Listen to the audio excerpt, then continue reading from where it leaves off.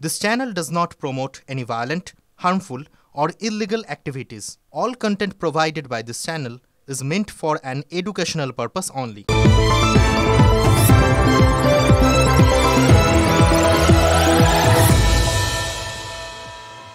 নমস্কার, স্বাগত আপনাকে TV9 বাংলায়। আমি দীপ রয়েছি আপনার সঙ্গে সন্ধ্যে 7টা মানে সুপার প্রাইম টাইম। আর সুপার প্রাইম টাইমের শুরুতে যে খবরে নজর রাখবো, চাকরিহারা শিক্ষকদের সঙ্গে মুখ্য সচিবের বৈঠকে সন্তুষ্ট নন চাকরিহারা শিক্ষকরা। অধরা সমাধান সূত্র। আজকের বৈঠক সদর্থক হয়নি জানিয়েছেন আন্দোলনকারীরা। আজই যোগ্য অযোগ্যদের তালিকা প্রকাশ করতে হবে। তালিকা প্রকাশ না হওয়া পর্যন্ত রাস্তায় বসে অবস্থান চালিয়ে নিয়ে যাওয়ার ঘোষণা চাকরিহারা শিক্ষকদের।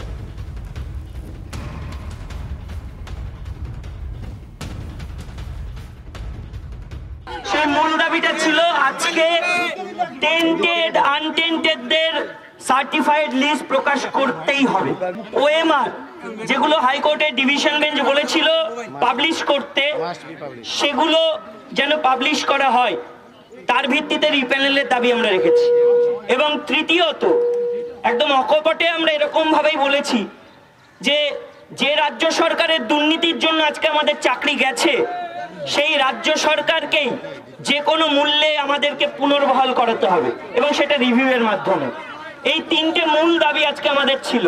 যে যোগ্য অযোগ্য তালিকা আমরা চেয়েছি, ওনারা বলেছেন ইট ইজ নোটেড ডাউন, আমরা আলোচনা করছি, কিন্তু আমরা বলেছি আমাদের ওটা আজকেই চাই। আমাদের বক্তব্য হচ্ছে আজকের রাত 12টার মধ্যে untainted teacher and non teaching staff তাদের তালিকা প্রকাশ করতে হবে। মাননীয় মুখ্যমন্ত্রী, আমাদের যোগ্য তালিকা দিন। এই জায়গা আমরা ছাড়ছি না, ছাড়বো না, পরীক্ষা মানছি না, মানব না। চাকরিহারা শিক্ষকদের বক্তব্য শুনলেন আপনারা। আমাদের সহকর্মী সৌরভ দত্ত এই মুহূর্তে রয়েছেন আমাদের সঙ্গে, সরাসরি কথা বলবো সৌরভের সঙ্গে। সৌরভ, চাকরিহারা শিক্ষকরা বলছেন আজকের বৈঠকে তারা সন্তুষ্ট নন, তাহলে এরপর কি? 3 ঘন্টার বৈঠক, এখনো পর্যন্ত জট কাটেনি এবং চাকরিহারা, যারা যোগ্য চাকরিহারা রয়েছেন, যারা যোগ্য শিক্ষাকর্মী রয়েছেন, তাদের বক্তব্য হচ্ছে আজ রাতের মধ্যেই তালিকা প্রকাশ করতে হবে। যারা যোগ্য শিক্ষক রয়েছেন, যারা যোগ্য শিক্ষাকর্মী রয়েছেন, রাত 8টা হোক, 9টা হোক, 10টা হোক, 11টা হোক, 12টা, রাত 12টা পর্যন্ত তারা অপেক্ষা করবেন। আর তারপর তাদের পরবর্তী কর্মসূচি কি হবে? রাত 12টা পর্যন্ত অপেক্ষা করলেন, তালিকা প্রকাশ হলো না, কি করবেন? দেখুন, আমরা বৈঠকে যেভাবে সিদ্ধান্ত গ্রহণ করেছি বা ওনাকে যেভাবে জানিয়েছি যে তাদের যে তালিকা, অর্থাৎ আমাদের যোগ্য যে ক্যান্ডিডেটদের সার্টিফাইড তালিকা আজকে প্রকাশ করতে হবে। ওনারা কিছুটা সময় চেয়েছেন, তো আমরা বলেছি যে রাত্রে 12টা অবধি হোক বা যটা পর্যন্ত ওনাদের সময় নেওয়ার দরকার ওনারা নিতে পারেন। তো সময় চেয়েছেন, সময় দিয়েছেন। অসন্তোষের জায়গাগুলো কি? আজকে কি নতুন কোনো খোলসা হলো নাকি আজকের বৈঠকে 3 ঘন্টায় নতুন কোনো সন্দেহ জাগলো? সময়টা তো আর আমরা প্রথম চাইনি, সময় আমরা অনেক দিন ধরেই চেয়েছি, আর একই কথা বারবার বলেছি। সময় দিয়েছেন? হ্যাঁ, আজকে সময় দিয়েছেন, কিন্তু সময়টা বাধ্য হয়ে দিয়েছেন, না দিলে নয় তাই দিয়েছেন। কিন্তু মানে নিট ফলটা কি? আমাদের দিনের শেষে আমরা কি পেলাম? আমরা বললাম আপনি যোগ্যদের লিস্ট পাবলিশ করুন। ওনার একটাই বক্তব্য যে লিস্ট আমরা পাবলিশ করতে পারি, মানে যদি পাবলিশ করতাম তাহলে পরে কি হবে যে তোমরা হয়ে যাবে ড্রাইভার, আমরা হয়ে যাবে প্যাসেঞ্জার, তাই গাড়ি উল্টানোর দায় আপনাদের। অর্থাৎ রিভিউ থেকে যদি আমরা বাদ চলে যাই, দুর্নীতির দায়। হ্যাঁ, ওটাই প্রশ্নটা। তাহলে দুর্নীতির দায়টাও কি আমাদের? এই প্রশ্নটাই আমরা করেছি, দুর্নীতির দায়টাও কি আমাদের? বলেন দেখো, ওই বিতর্কে গিয়ে তো লাভ নেই, ওটা এখন যেটা সমস্যার সমাধান সেটা করতে হবে। আমরা রিভিউতে সক্রিয় আছি। আমরা বললাম রিভিউতে সক্রিয় আছেন, ঠিক আছে, আপনি লিস্টটা পাবলিশ করে দিন। যদি তাতে আমাদের চাকরি না পেরে আমাদের গাড়ি উঠে যায়, আমরা বুঝে নেব। কিন্তু ঘুরিয়ে আবার সেই জায়গায় চলে যাচ্ছেন, কোনোভাবেই তারা লিস্ট পাবলিশের কথাই যাচ্ছেন না। এবং আপনারা দেখুন, হাইকোর্টে যে আর্গুমেন্ট হয়েছে সেখানেও তারা টেন্টেডদের পক্ষ অবলম্বন করে কথাবার্তা বলেছেন, আর্গুমেন্ট করেছেন। এবং যখন জাজ জানতে চেয়েছেন টেন্টেডদের কতজন ফর্ম ফিল আপ করেছেন, অকোপেটে পাবলিশ করেছেন, সিবিআই লিস্ট আছে, ইনভেস্টিগেশন রিপোর্ট আছে, সব আছে। তাহলে আপনি যদি পাবলিশ করে দেন, প্রবলেমটা কি পাবলিক ডোমেইনে? কিন্তু ওনারা এটা করতে চাইছেন না। শেষে ওনারা বললেন যে আমি আর একবার সিএস এর সাথে আলোচনা করে সিএস কতক্ষণ কতক্ষণ ছিলেন? আজ তো সিএস এর সঙ্গেই বৈঠক শুরু হয়েছে। আমি নিজেই সেই সময় পৌঁছাইনি, আমি যাইনি, আমার যাওয়ার সিএস কতক্ষণ ছিলেন? সিএস উনি মিটিংয়ের আগেই বলেছেন যে 10 মিনিট টাইম দিচ্ছি। তো এটা অত্যন্ত লজ্জাকর, যেখানে আমাদের জীবন শেষের পথে, জীবিকা শেষের পথে, সেখানে আমাদের জন্য 10 মিনিটের বেশি ওনার কাছে সময় নেই।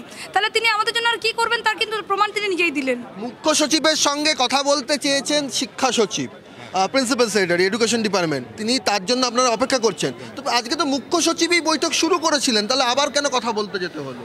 তার কারণ হচ্ছে প্রিন্সিপাল সেক্রেটারি দরকার এই কারণেই ছিল যেহেতু এডুকেশন রিলেটেড বিষয় এবং টেন্টেড আনটেন্টেড লিস্ট তো ওনারা দেবেন। তাহলে আমাদের মেইন দাবি ছিল টেন্টেড আনটেন্টেড লিস্ট একদম সার্টিফাই করে দিতে হবে ওয়েবসাইটে আজকে। দ্বিতীয় দাবি ছিল হচ্ছে ওএমআর 22 লক্ষ ওএমআর সেটা পাবলিশ করতে হবে, যেহেতু কোর্ট বলেওছে হাইকোর্ট পাবলিশ করতে সেটা। তৃতীয় হচ্ছে রিভিউ পিটিশন থেকে প্রত্যেকটা যোগ্য শিক্ষককে ফিরিয়ে নিয়ে আসতে হবে।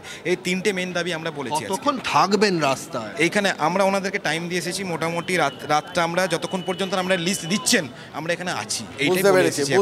সৌরভ আমাদের সঙ্গে থাকো, আমি তোমার কাছে আসবো। তবে এরই মধ্যে আরেকটা আপডেট দিয়ে আপনাদের, চাকরিহারাদের আন্দোলনের নেতাদের একাংশকে এবার নিশানা করলেন শুভেন্দু অধিকারী। বিবৃতিতে তিনি লিখেছেন, আন্দোলনের অসম্পূর্ণতার বড় কারণ আপনাদের মধ্যে মিশে থাকা কিছু মাকু মনোভাবাপন্ন লোকজন। এই ব্যক্তিদের চিহ্নিত করুন এবং নিশ্চিত করুন যাতে আন্দোলনের রাশ তাদের হাতে না থাকে, নয়তো আন্দোলনের পরিণতি আরজি করের মতোই হবে, দাবি করেছেন রাজ্যের বিরোধী দলনেতা। চাকরিহারাদের আন্দোলনের নেতাদের একাংশকে এবার নিশানা করলেন শুভেন্দু অধিকারী। আমি সরাসরি, সৌরভ দত্ত রয়েছেন চাকরিহারাদের সঙ্গেই। সৌরভ, শুভেন্দু অধিকারী তিনি নিশানা করছেন, তিনি বলছেন এই আন্দোলন অসম্পূর্ণ থাকছে, তার কারণে কয়েকজন নেতা এমন রয়েছেন যারা মাকু মনোভাবাপন্ন।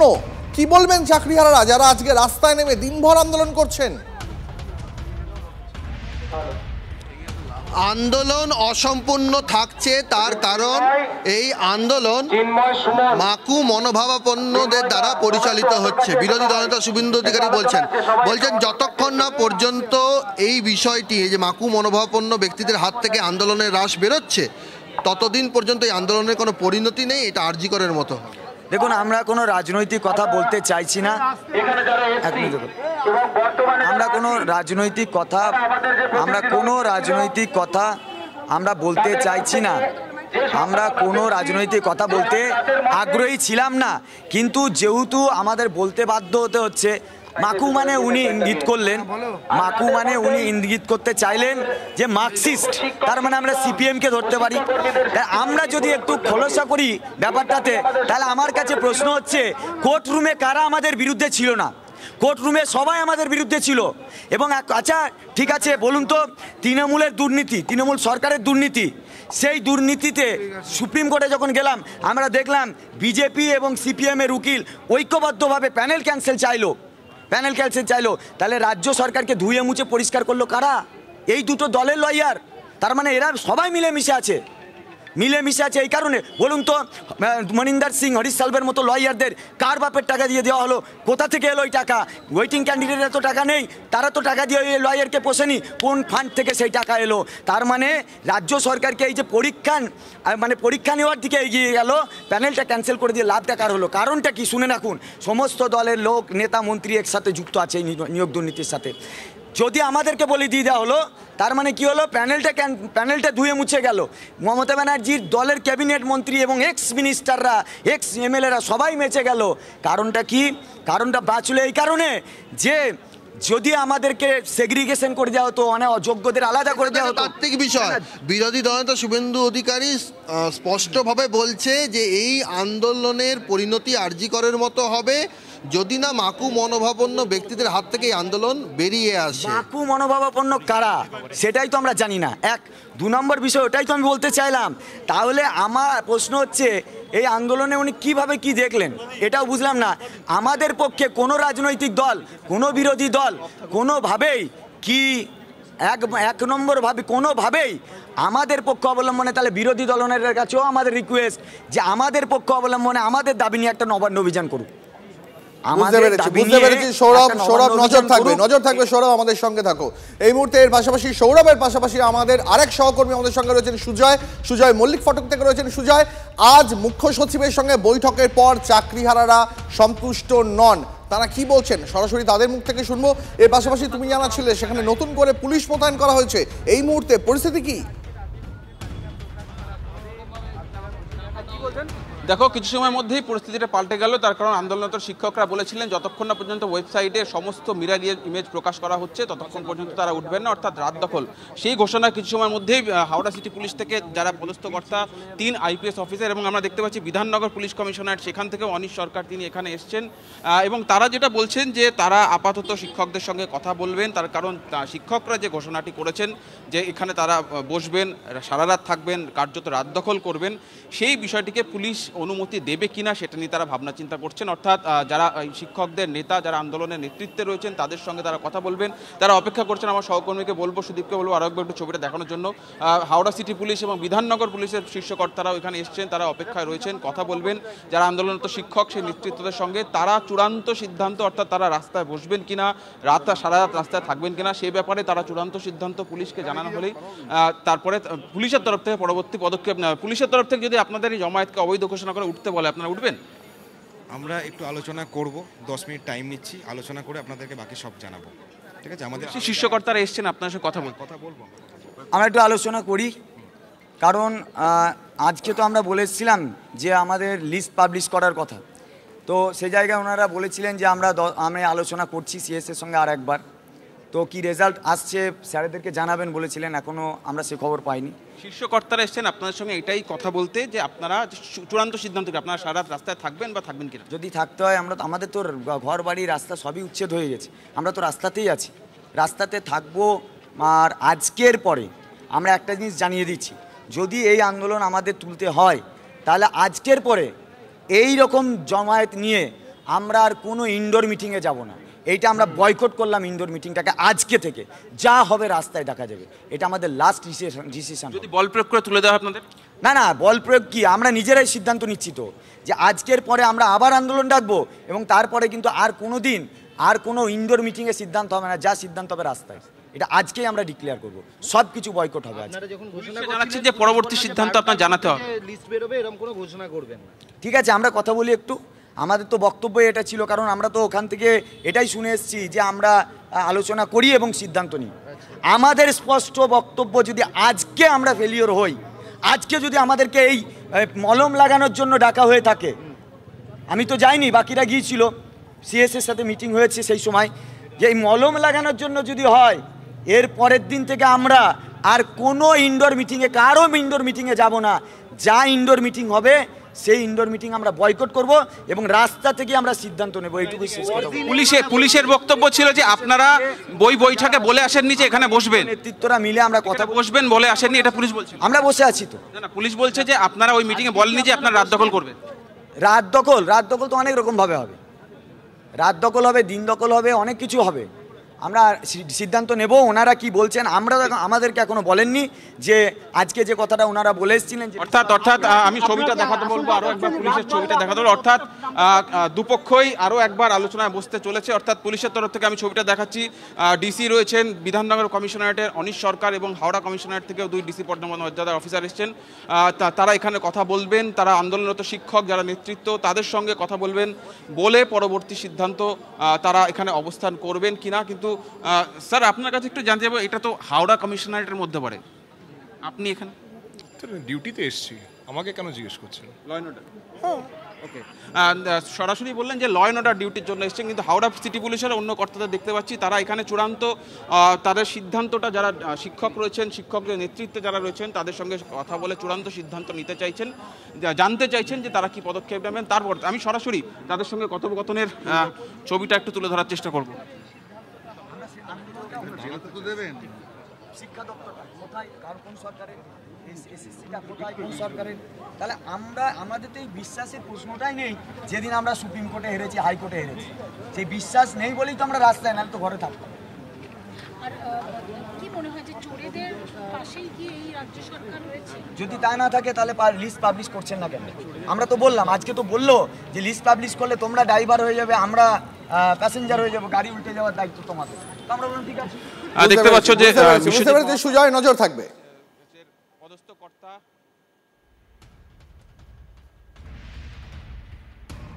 পরে খবরে আসি। এসএসসি মামলার শুনানি শেষ, রায়দান স্থগিত রাখলো বিচারপতি সৌমেন সেনের ডিভিশন বেঞ্চ। শিক্ষকতার অভিজ্ঞতার জন্য অতিরিক্ত 10 নম্বরের বিধিকে চ্যালেঞ্জ। 2016 বিধি 2019-এ কার্যকর নয়, সুপ্রিম কোর্ট বলেনি নতুন বিধি জারি করা যাবে না, সওয়াল রাজ্যের তরফে। 2016 আইনি জটে বহু নিয়োগ আটকে যোগ্য প্রার্থীদের সুযোগ দিতে হবে। 2016 বিধি সংশোধন না করলে সেটা সম্ভব নয়, আর সেই কারণেই 2025-এ নতুন বিধি তৈরি হয়েছে। অন্য স্কুল থেকে কেউ আবেদন করলে তিনি অভিজ্ঞতা নিয়েই আসছেন, সেই অভিজ্ঞতার জন্য তার 10 নম্বর প্রাপ্য, সওয়াল এসএসসির আইনজীবী কল্যাণ বন্দ্যোপাধ্যায়।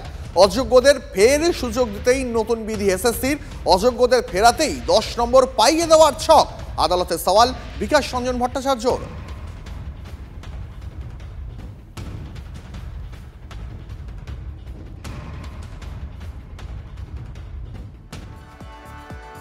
ছাব্বিশে টার্গেট বাংলা। বিহারের পর বাংলায় ঘাঁটি গাড়তে পারেন অমিত শাহ।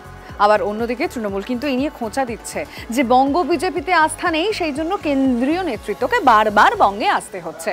আর অন্যদিকে বিজেপি কি চুপ করে থাকবে? তারা বলছে তৃণমূলে একটাই পোস্ট। বিহার ভোটের পরই বাংলায় ঘাঁটি অমিত শাহ। বাংলায় ক্যাম্প করে ভোটে নামছেন মোদীর সেনাপতি।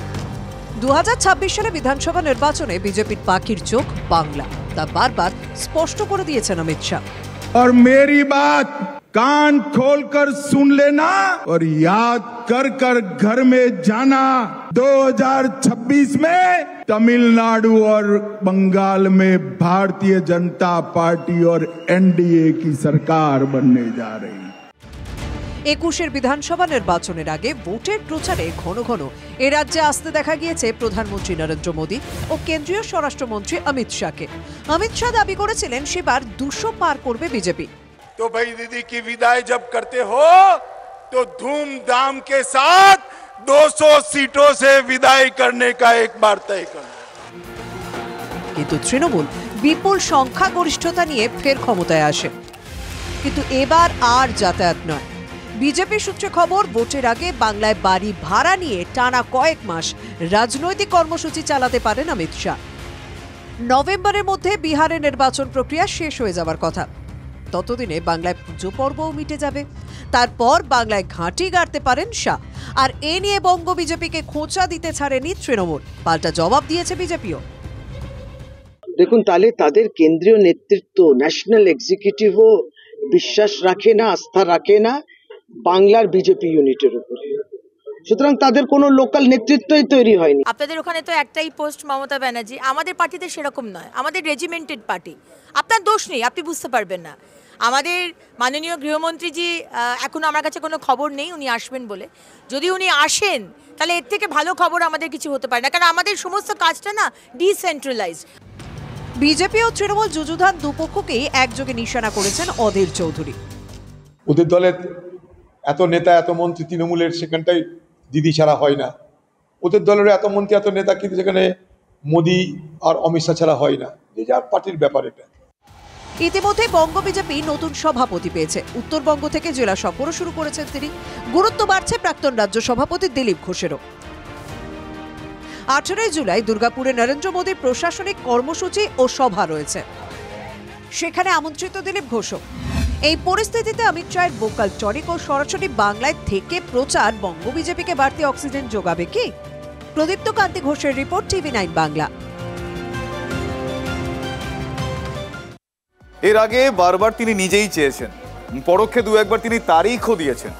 এ বাংলায় রাষ্ট্রপতি শাসন নিয়ে শুভেন্দু অধিকারী এবার নয়া ভবিষ্যৎবাণী করছেন। তিনি বলছেন এবার নাকি বাংলায় রাষ্ট্রপতি শাসন তৃণমূল কংগ্রেস নেতারাই চাইবেন। গত 3 দিনে 3টে উইকেট পড়ে গেছে। মারছে কে তৃণমূল, মরছে কে তৃণমূল। 3 দিনে 3টে উইকেট পড়ে গেছে। সামনে 21শে জুলাই তৃণমূলের মেগা ইভেন্ট।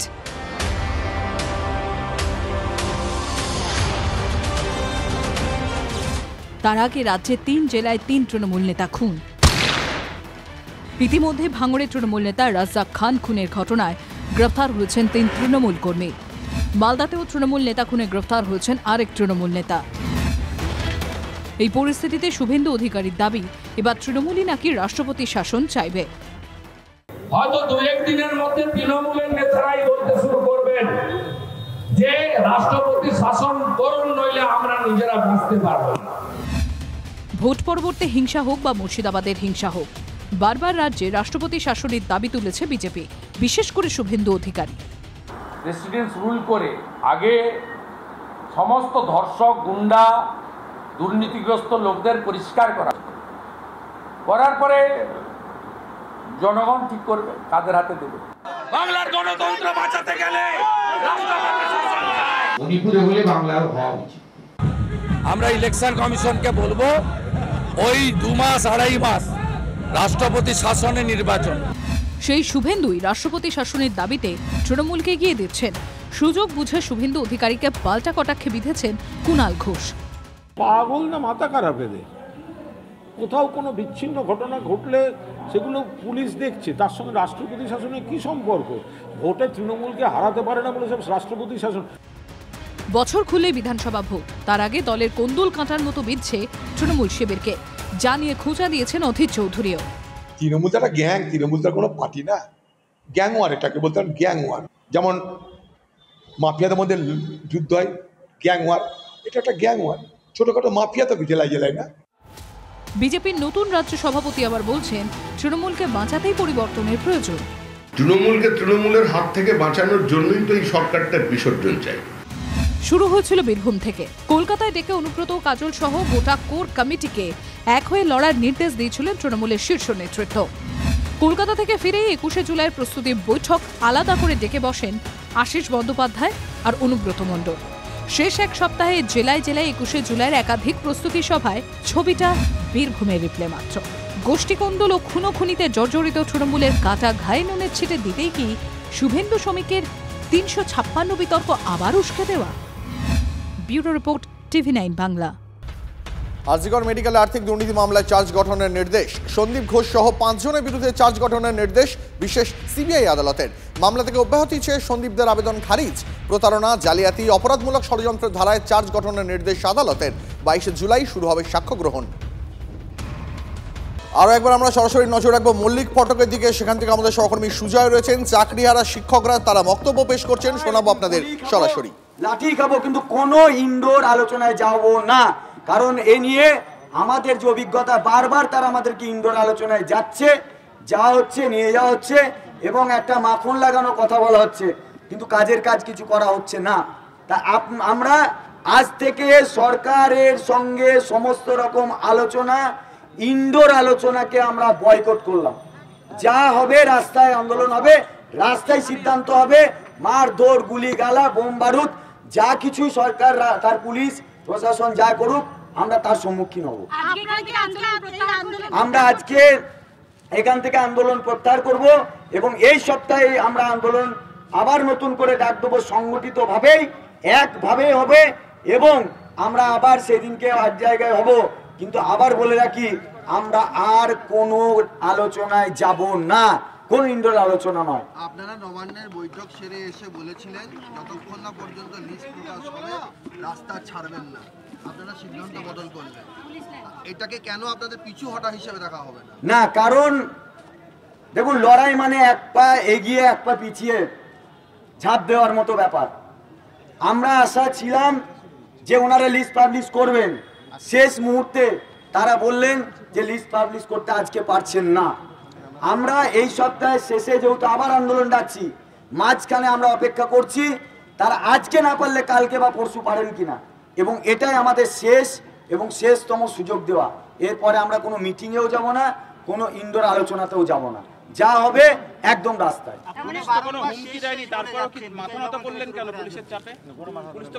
আমরা কারোর কোনো ভয়ে মাথা নত করি না, এটা আপনারা আগেও দেখেছেন। আমাদের পা ভাঙা থেকে মাথা ফাটা থেকে কর্নিয়া রক্তাক্ত হওয়া সবটাই আপনারা দেখেছেন। অর্থাৎ ভয়ে পিছু হটা আমরা কোনোদিনই পিছু হটিনি এবং এই লড়াই আন্দোলনে যতই আমরা মারধর খাই সেই অভ্যাসটা আমাদের হয়ে আছে। আগামী দিনে সেই মারের প্রস্তুতি আমরা প্রশাসনকে নিতে বলছি। আপনারা তো এই নবান্ন অভিযানের শুরুতেও বলেছিলেন নবান্ন পর্যন্ত যাবেন, এখানে থাকবেন না, তারপর দেখা গেল যেহেতু তারা আলোচনা আপনাদের প্রতিনিধি দল নিয়ে গেলেন, বৈঠক ছাড়লেন প্রতিনিধি দলকে নিয়ে, তারপর বললেন রাত পর্যন্ত থাকবো, রাস্তা ছাড়বো না যতক্ষণ না পর্যন্ত তালিকা প্রকাশ হবে। তারপর এখন বলছেন দুদিন অপেক্ষা করে আবার পরে হবে। এটা আপনাদের বারবার কোথাও কি লোকবলের অভাব ঘটছে? আপনারা যে জনসমর্থন নিয়ে পরে এসেছিলেন সেই জনসমর্থন নেই, ভিড় পাতলা হয়ে গেছে, সেটাই কারণ? লোকবলের অভাব কিছু নেই। হ্যাঁ, নিশ্চয়ই আবহাওয়া খারাপ, আপনারা জানেন, কিন্তু আপনারা এটাও জানেন যে আমরা একটা দীর্ঘমেয়াদী অবস্থান এখনো চালাচ্ছি বিকাশ ভবনের সামনে। তো আমরা পিছু হচ্ছি লোকবলের অভাবে, এটা একদম নয়। আমরা এটা একটা সিদ্ধান্ত নিচ্ছি কারণ অস্বাস্থ্যকর পরিস্থিতি, অনেক ম্যাডাম আছেন এখানে, নিশ্চয়ই আমাদের কোনো ব্যবস্থা নেই। আমরা যারা আছি আমরা আমাদের অনশন মঞ্চে, যেখানে মঞ্চ আছে সেখানে চলেই যাব। আমরা তো আন্দোলন থেকে সরে যাচ্ছি না, কিন্তু আমাদের একটা সিদ্ধান্ত নিতে হবে এটাই যে যেহেতু সরকার তার কথা রাখছে না এবং এই যে তারা যে দ্বিচারিতা বারবার ঘুরিয়ে ঘুরিয়ে একটা বৃত্তের মধ্যে তারা ওই কলুর চোখ বাঁধা বলদের মতো ঘুরছেন, এই ঘোড়াটা আমাদের বন্ধ করতে হবে। আজকে মুখ্যমন্ত্রীর সঙ্গে দেখা হয়নি, পরবর্তীতে বলছেন রাস্তার আন্দোলনেই থাকবেন, তখন কি মুখ্যমন্ত্রীকে রাস্তায় এসে আপনার সঙ্গে বৈঠক করতে বলবেন? এর আগেও আপনারা দেখেছেন এই এসএসসি আন্দোলনেই দেখবেন মুখ্যমন্ত্রী রাস্তায় নেমেছিলেন, নামিয়ে আনা হয়েছিল, কিন্তু ডাক্তারদের আন্দোলনে এসেছিল। তো রিভিউ পিটিশনটা আমাদের সামনেই আছে, কালকে থেকে সুপ্রিম কোর্টের দরজা খুলছে। নিশ্চয়ই আমরা সেই পরিস্থিতিটাই তৈরি করবো এরপর, যাতে আমাদের না যেতে হয়, যাতে উনি আসেন। 21 জুলাইয়ের আগে আপনাদের কর্মসূচির অনুমতি দেবে পুলিশ মনে করেন? নিশ্চয়ই আমি মনে করি যে উনি এলে তালিকাও আসবেন।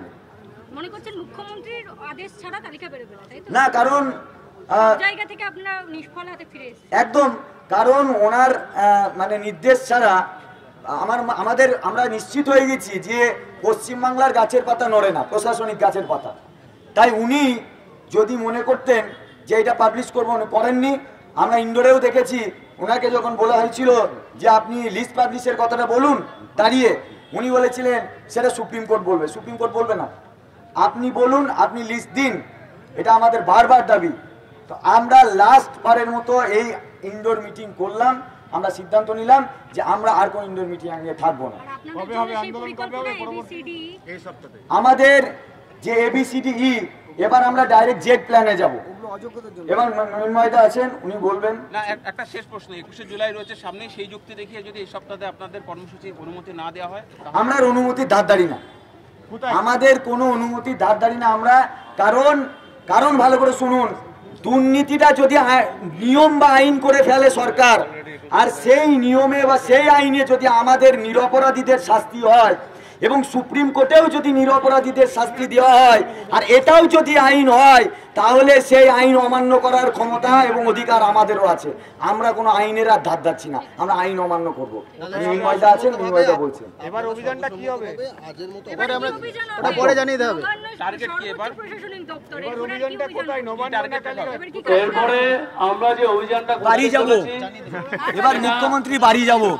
নবান্নে আসতে, নবান্ন আসলে প্রশাসনিক মহল, তো নবান্ন আসলে প্রশাসনিক মহল, এখানে আসতে প্রোটোকল আছে, অনেক কিছু ব্রেক করতে হয়। আমরা ঘরোয়া লোকের মতো এরপরে আমরা কালীঘাটেই যাব এবং ঘরোয়া লোকের মতো গিয়ে ঘরোয়া কথা বলবো। আমরা রাস্তায় বসে থাকবো এবং আত্মীয় হলে যেমনভাবে আমাদেরকে স্বাগত জানাতে হয়, আমরা চাই মুখ্যমন্ত্রী সেরকম স্বাগত জানিয়ে আমাদের সামনে এসে বলুক, ঠিক আছে তোমাদের আপ্যায়ন করছি যোগ্যদের তালিকা দিয়ে, এটা আমরা চাই। এখানে আমরা যে নবান্ন অভিযানটা করলাম সেটা সফল নয়, সেটা আপনারা যেটা বলছেন সফল নয় স্বাভাবিকভাবেই, কারণ রাজ্যের সিএম, মাননীয় সিএম, উনি লুকিয়ে চড়িয়ে বেড়াচ্ছেন এবং যে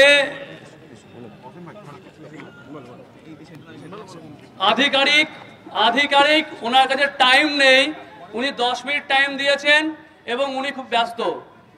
আমি একটা কোশ্চেন রেখেছিলাম, আপনি ব্যস্ত থাকবেন সেটাই স্বাভাবিক, আমরাও ব্যস্ততার মধ্যে থাকা উচিত। আমাদের যে জায়গাটা আপনারা দাঁড় করিয়ে দিয়েছেন তার জন্য আপনারা একমাত্র দায়ী। এবং আর একটা বিষয়, ওনারা পরিষ্কারভাবে যেটা বললেন, মিটিং করে সিদ্ধান্ত নিয়ে জানাবেন আজকে লিস্টটা পাবলিশ হবে কিনা। পুলিশ প্রশাসনের মাধ্যমে আমরা জানতে পারছি যে লিস্ট আজকে পাবলিশ হচ্ছে না। এবং ওনারা আগে যেটা করেছিলেন, বারবার একটু আইনি পরামর্শ বলছিলেন, কিন্তু আজকে স্পষ্টভাবে ওনারা জানালেন লিস্টটা পাবলিশ করতে আজকে পারবেন না। কিন্তু আমরা ওনাদের কাছে বারংবার জানিয়েছি, লয়ার শুধু স্টেট গভর্নমেন্টের নয়, আমাদেরও লয়ার আছে এবং আমাদেরও বড় বড় লয়ার আছে। সাগরদিঘির লর্ডে বাইরন তা বুঝিয়ে দিল তৃণমূল। যে তৃণমূল কংগ্রেস নেতা সভা মঞ্চে দাঁড়িয়ে বাইরনকে আক্রমণ করে হাততালি কুড়িয়েছিলেন, তাকেই শোকজ করল দল। অন্যদিকে যে দল ছেড়ে তৃণমূলে যোগ দিয়েছিলেন বাইরন, সেই কংগ্রেসের নেতা অধীর চৌধুরী কিন্তু তার পাশেই দাঁড়িয়েছেন। সবসময় তৃণমূলের জন্য লড়াই করছে, তাদেরকে বিভিন্নভাবে প্রত্যাঘাত করার চেষ্টা করছে বিধায়ক বাইরন বিশ্বাস। দলীয় সভা থেকে চাঁচাছোলা ভাষায় বাইরন বিশ্বাসকে আক্রমণ তৃণমূলের ব্লক সভাপতির।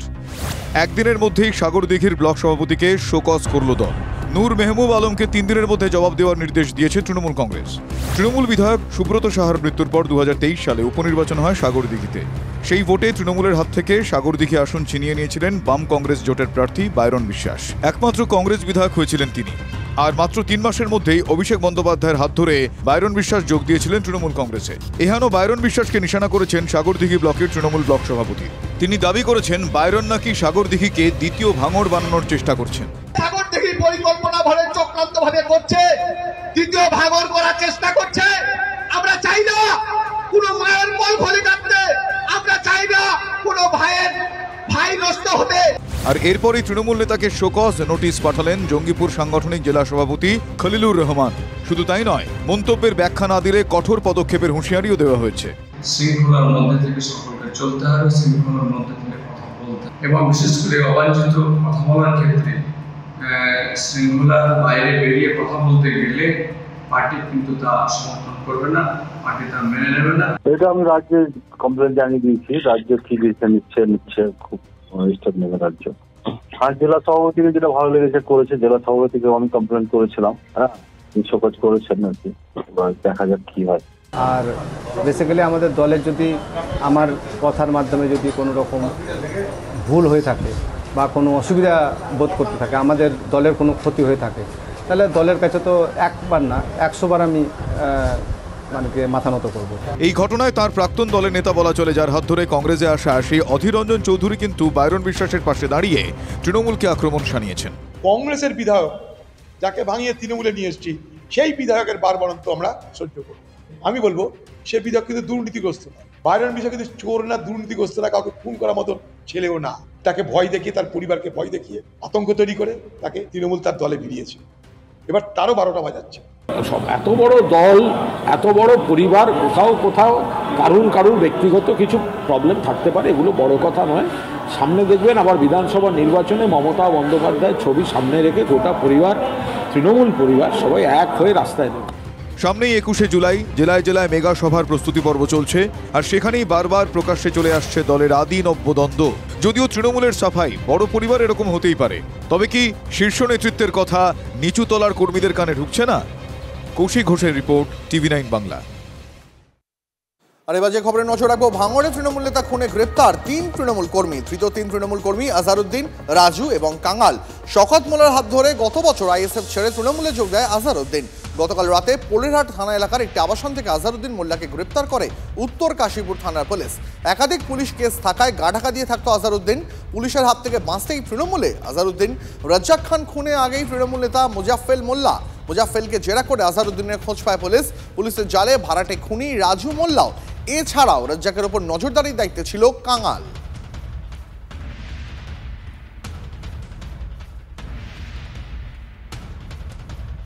পরে খবরে আসি, জোড়া খুনের অভিযোগে বিজেপির ডাকে খেজুরি বন্ধে বিক্ষিপ্ত উত্তেজনা।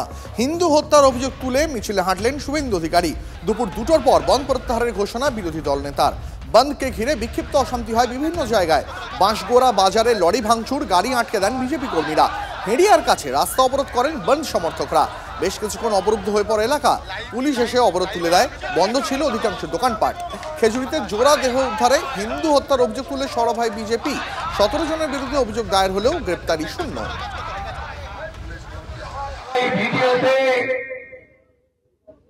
আলো অফ এবং আলো অন, আর কিছু আপনি বুঝতে পারবেন না।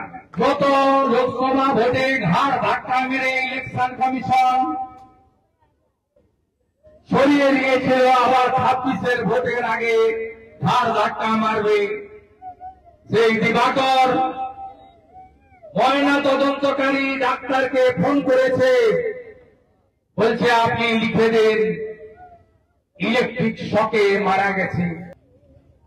আচ্ছা, যদি ইলেকট্রিক শকে মারা গিয়ে থাকে তাহলে মহরমের কমিটির তৃণমূলের সবাই এলাকা ছেড়ে পালিয়ে গেল কেন?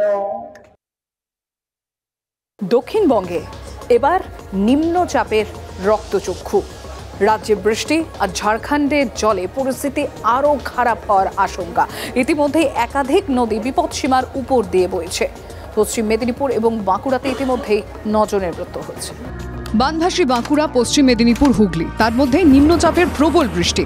বন্যা পরিস্থিতির আরও অবনতি হওয়ার জোর আশঙ্কা। বর্ষায় অতিবৃষ্টি হলেই ভাসে ঘাটাল, এটা প্রতি বছরের ঘটনা। এবারও ভাসছে ঘাটাল। এই নিয়ে তৃতীয় দফার বন্যা পরিস্থিতি। ডিঙি ও নৌকায় ছাতা মাথায় চলছে যাতায়াত। আমাদের পরিস্থিতি খুবই খারাপ, আমরা থাকতে পারছি না, আমরা পেরিয়ে এসছি। 5 দিন জল চলছে, যাতায়াতের অসুবিধার জন্য প্রচুর অসুবিধা হচ্ছে। বন্যা চলছে, নৌকায় যাতায়াত করা হচ্ছে, আবার তার উপরে বৃষ্টি আরম্ভ, অনর্গল বৃষ্টি হয়ে যাচ্ছে। চরম দুশ্চিন্তার মধ্যে আমাদেরকে বাস করতে। ভোট আর বন্যা এলেই ঘাটাল মাস্টার প্ল্যান নিয়ে জোর তরজা শুরু হয়ে যায়। আখেরে লাভ কিছুই হয় না, বাসিন্দারাও সারসত্য বুঝে গিয়েছেন। কবে মিলবে মুক্তি? মুক্তি জীবনে মিলবে না, আর ন্যাংটাবেলা থেকে একই জল দেয়। শুধু ভোগান্তি নয়, বানভাসী বাংলায় মৃতের সংখ্যাও বাড়ছে। বাঁকুড়া, পশ্চিম মেদিনীপুরে ইতিমধ্যে 9 জনের মৃত্যু হয়েছে, আরও ক্ষয়ক্ষতির আশঙ্কা। এবার গভীর নিম্নচাপের রক্তচক্ষু। আজ চরম ভারী বর্ষণের পূর্বাভাস দক্ষিণ 24 পরগনায়। কিছু জায়গায় একদিনে 200 মিলিমিটারের বেশি বৃষ্টির আশঙ্কা। আজ অতি ভারী বর্ষণের পূর্বাভাস উত্তর 24 পরগনা, হুগলি, পূর্ব মেদিনীপুর, পশ্চিম মেদিনীপুর, পূর্ব বর্ধমান, পশ্চিম বর্ধমান, বীরভূম, নদিয়ায় কিছু জায়গায় একদিনে 200 মিলিমিটার পর্যন্ত বৃষ্টির আশঙ্কা। আজ ভারী বর্ষণের পূর্বাভাস কলকাতা, হাওড়া, মুর্শিদাবাদ, বাঁকুড়া, পুরুলিয়া, ঝাড়গ্রামে কিছু জায়গায় একদিনে 70 থেকে 110 মিলিমিটার বৃষ্টির আশঙ্কা। দক্ষিণবঙ্গের উপর দিয়েই সরবে জোরালো নিম্নচাপ, তাই মঙ্গলবারও ভারী বর্ষণের সতর্কতা। ভারী বৃষ্টি হতে পারে বাঁকুড়া, পুরুলিয়া, পূর্ব বর্ধমান, পশ্চিম বর্ধমান, বীরভূম, মুর্শিদাবাদে। সবচেয়ে বড় দুশ্চিন্তা ঝাড়খণ্ডের জল। বুধবার পর্যন্ত ঝাড়খণ্ডে ভারী থেকে অতি ভারী বর্ষণের সতর্কতা। ডিভিসিও ঝাড়খণ্ডের জন্য বাঁধ বা জলাধার থেকে জল ছাড়ার পরিমাণ বাড়লে পরিস্থিতি আরও ঘোরালো হয়ে উঠবে। যেমন ইতিমধ্যেই পাঁশকুড়ায় কংসাবতীর জল বিপদসীমার ওপর দিয়ে বইছে। চাষের জমি জলের তলায়, চাষির মাথায় হাত। এখন পরিস্থিতি, মানুষের যা অবস্থা, যে বিষ খাওয়ার পয়সা থাকবে নি। এই চাষের উপর তো আমাদের সব নির্ভর করছে। ওই তো বন্যায় তো ডুবে গেছে, এই তো সব নষ্ট হয়ে গেছে। মাঠে পড়ছে ফসল, বাজারে আগুন দাম, এখনই রেহাইয়ের আশা নেই। Bureau report, TV9 Bangla. এবার দেখাই আপনাদের ইতিহাস গড়ে ঘরে ফিরছেন শুভাংশু। সফলভাবেই ড্রাগনের আনডকিং হয়ে গেল। কাল দুপুরে ক্যালিফোর্নিয়ার কাছে প্রশান্ত মহাসাগরে নামবে ড্রাগন ক্যাপসুল। পরের 7 দিন নিবিড় পর্যবেক্ষণ। দেখাবো আপনাদের কিভাবে এই ড্রাগনের আনডকিং হয়, সেটা হাতে কলমে করে দেখেছেন জ্যোতির্বিজ্ঞানী সন্দীপ চক্রবর্তী। দেখুন। যে এইখানে একটা জাপানিজ মডিউল আছে, এই মডিউলের মধ্যে কিন্তু শুভাংশু শুক্লা একদিন ধরে রিসার্চ করেছেন। উনি যে কটা এক্সপেরিমেন্ট করেছেন সেটা এই সেক্টরে বসে করেছেন। এই যে ডকিং করে আছে ওদের অ্যাক্সিয়ম 4, এখানে দেখবেন যে 2টো পোর্ট আছে।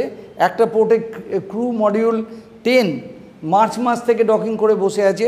আরেকটা আরেকটা হচ্ছে অ্যাক্সিয়ম 4, যেটা 2 সপ্তাহ 18 দিন আগে ডকিং করেছে। এখান থেকে 4 জনই একে একে এর মধ্যে ঢুকেছে। 2 জন অলরেডি স্পেস স্যুট পরে ঢুকেছিল, আরও 2 জনকে তাকে স্পেস করতে সাহায্য করলো, নিজেরা পড়লো এবং সমস্ত দরজা বন্ধ করে দেওয়া হলো। এই যে যন্ত্রটা আছে স্পেস এক্সের আরেকটা মডেল দিয়ে দেখাচ্ছি, এইটা যেটাকে বলবে ডিপারচার বার্ন। কতগুলো থ্রাস্টার আছে, এই থ্রাস্টারগুলো থেকে খুব সামান্য প্রেশার দিয়ে এটা ডিপারচার করবে। ডিপারচার বার্ন ওটা খুব সেপারেশন বার্ন, যা সেপারেট করবে। সেপারেশন বার্নের পরে এটা করবে যেটা ডিঅরবিট বার্ন। এবার এই যে এই সেপারেশন বার্নটা 1, সেপারেশন বার্ন 2, প্রথমে এটা 200 মিটার দূরে যাবে, 5 মিনিট সময় লাগবে যেতে, প্রচণ্ড ধীরে ধীরে। তারপর 2 কিলোমিটার দূরে যাবে আরও 13 মিনিট ধরে। এই জায়গাটাকে বলা হয় অ্যাপ্রোচ ইলিপসয়েড। অর্থাৎ এই প্রথমে কিপ আউট থেকে যখন বেরিয়ে যাবে, তারা কিন্তু আর 4টে অরবিটের মধ্যে এই জায়গাতে ফিরতে পারবে না। তাদের একবার বেরিয়ে গেল মানে আর ঢুকতে পারবে না। এবার যখন অ্যাপ্রোচ ইলিপসট থেকে বেরিয়ে যাচ্ছে তারপরে সারা 24 ঘন্টার মধ্যে আর ঢুকতে পারবে না, অর্থাৎ ডিপার্চার কিন্তু শুরু হয়ে গেল মানে তারা বেসিক্যালি আনডক যেখানে শুরু হয়ে গেছে তাদের স্প্ল্যাশ ডাউন করতেই হবে। এইবার আপনারা জানেন যে কালকে 22.5 ঘন্টা পরে তারা ক্যালিফোর্নিয়াতে এসে ক্যালিফোর্নিয়ার কোস্টে এসে করবেন মানে স্প্ল্যাশ ডাউন করবেন।